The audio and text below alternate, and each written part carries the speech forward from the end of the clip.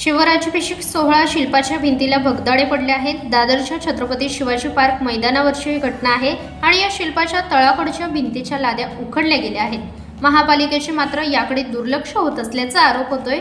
Chhatrapati Shivaji park मैदानातल्या शिवरायांच्या अश्वारूढ पुतळ्यासमोर शिवराज्याभिषेक सोहळ्याच्या शिल्पाच्या भिंतीला हे मोठं भगदाड पडल्याचं समोर आले आणि आता या शिल्पाच्या तळाकडच्या भिंतीच्या लाद्या उखडलेल्या आहेत आणि जवळपास 6 ठिकाणी भगदाडी पडल्याची घटना समोर आली आहे। याकडे महापालिका आणि सार्वजनिक बांधकाम विभागाचे दुर्लक्ष झाले आहे का असा प्रश्न आता उपस्थित केला जातोय आणि या भिंतीमुळे पुन्हा एकदा शिवप्रेमींच्या भावना दुखावल्या गेल्या आहेत। त्यामुळे संतप्त प्रतिक्रिया उमटताना दिसत आहेत।